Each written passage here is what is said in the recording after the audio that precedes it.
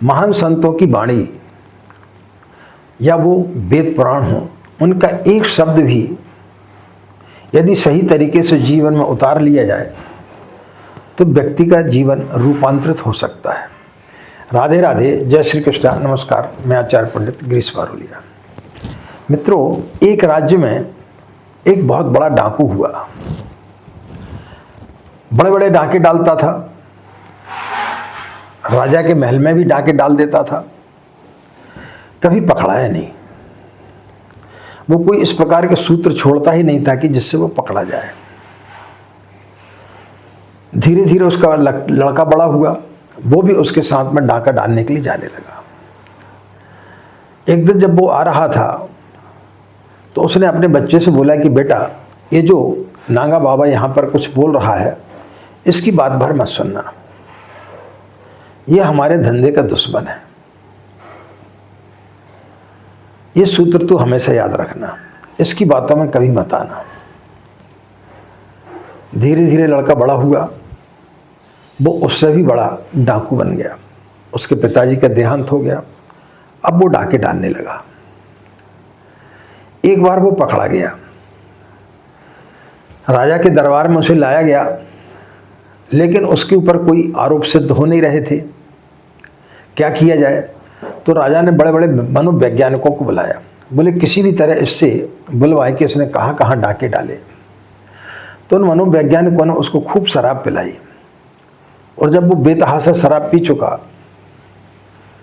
तो उन्होंने सिंहासन पर राजा को बिठाला, सुंदर युवतियों को खड़ा किया और बोले देखो भाई, तुम मर चुके हो, तुम यहाँ ईश्वर के पास हो, ये चित्रगुप्त बैठे हुए हैं, इनके पास में तुम्हारे सारे जीवन का लेखा जोखा है।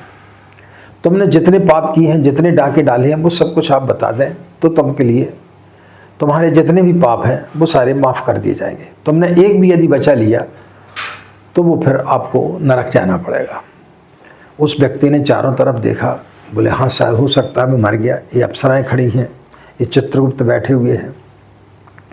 वो बोलने ही वाला था कि अचानक उसको महावीर की एक बात याद आ गई। वो एक बार डाका डाल करके दौड़ते हुए चला जा रहा था, वहाँ महावीर बोल रहे थे कि स्वर्ग में देवताओं की छाया नहीं पड़ती। उसने चारों तरफ देखा, सबकी छाया पड़ रही थी। उसके मन में विचार आया कि शायद मेरे साथ में धोखा हो रहा है। तो उसने जीवन में कभी जो पुण्य नहीं किए थे वो सिर्फ पुण्य पुण्य बताते गया। उसने अपनी चोरियों के, डाके के एक भी पाप नहीं बताए। अंततः हताश होकर के राजा को उसे छोड़ना पड़ा। जैसे ही राजा ने उसे छोड़ा, वो दौड़ते हुए महावीर के पास में पहुंचा और उनके चरणों पर गिर पड़ा। बोले अब मेरा नया जीवन हुआ है, यह जीवन मैं आपके लिए समर्पित करता हूँ। आपके एक शब्द ने मेरे जीवन को बदल दिया, मेरी जिंदगी को बचा लिया। मैं अब कोई दूसरा व्यक्ति हो गया हूँ, अब मैं डाकू नहीं रहा। तो मित्रों, संतों की वाणी यदि सही तरीके से आत्मसात किया जाए, वेदों की वाणियों को यदि सही तरीके से आत्मसात किया जाए तो व्यक्ति का जीवन बदल सकता है। आज इतना ही।